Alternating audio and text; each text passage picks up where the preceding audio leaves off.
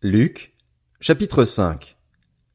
Un jour, Jésus se trouvait au bord du lac de Génézareth et la foule se pressait autour de lui pour entendre la parole de Dieu.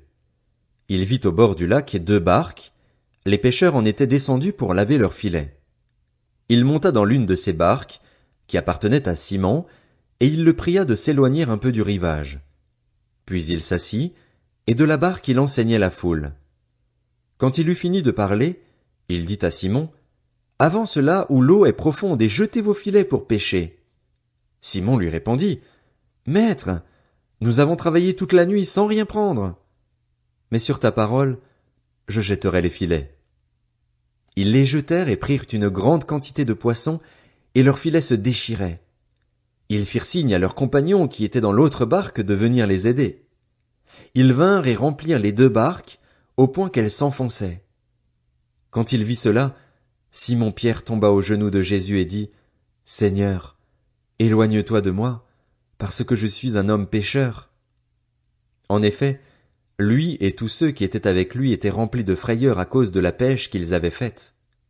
Il en allait de même pour Jacques et Jean, les fils de Zébédée, les associés de Simon. Jésus dit à Simon: « N'aie pas peur, désormais tu seras pêcheur d'hommes. » Alors ils ramenèrent les barques à terre, laissèrent tout et le suivirent. Alors que Jésus était dans une des villes, un homme couvert de lèpre le vit, tomba le visage contre terre et lui adressa cette prière: « Seigneur, si tu le veux, tu peux me rendre pur. » Jésus tendit la main, le toucha et dit: « Je le veux, sois pur. » Aussitôt la lèpre le quitta. Puis Jésus lui ordonna de n'en parler à personne. Mais, dit-il, va te montrer aux prêtres et offre pour ta purification ce que Moïse a prescrit, afin que cela leur serve de témoignage. On parlait de plus en plus de lui et les gens venaient en foule pour l'entendre et pour être guéris par lui de leur maladie. Mais lui, il se retirait dans les déserts et priait. Un jour, Jésus enseignait.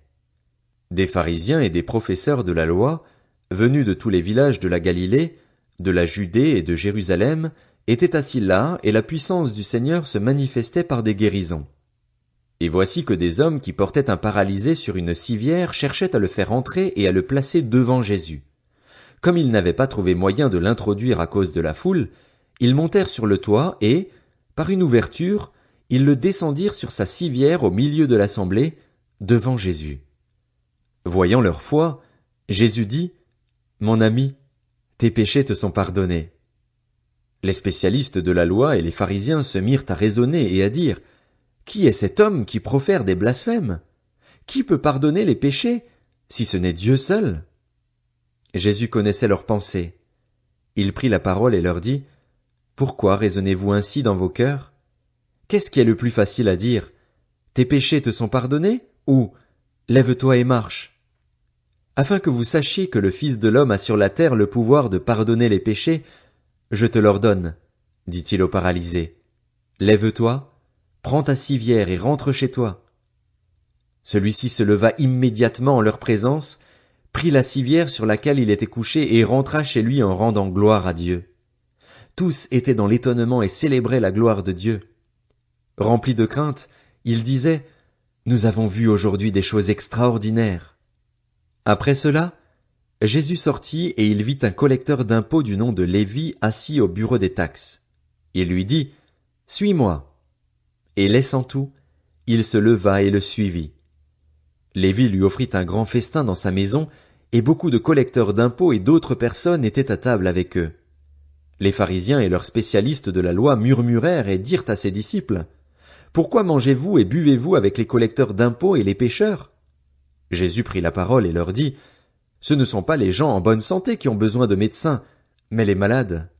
Je ne suis pas venu appeler des justes, mais des pécheurs, à changer d'attitude. » Ils lui dirent: « Pourquoi les disciples de Jean, tout comme ceux des pharisiens, jeûnent-ils fréquemment et font-ils des prières, tandis que les tiens mangent et boivent? » Jésus leur répondit: « Pouvez-vous faire jeûner les invités à la noce pendant que le marié est avec eux?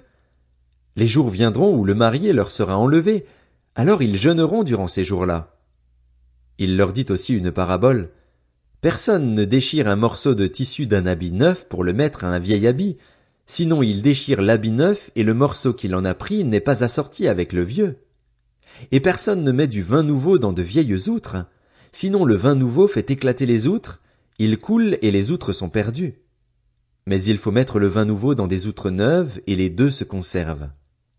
Et aussitôt après avoir bu du vin vieux, personne ne veut du nouveau, car il dit, le vieux est meilleur.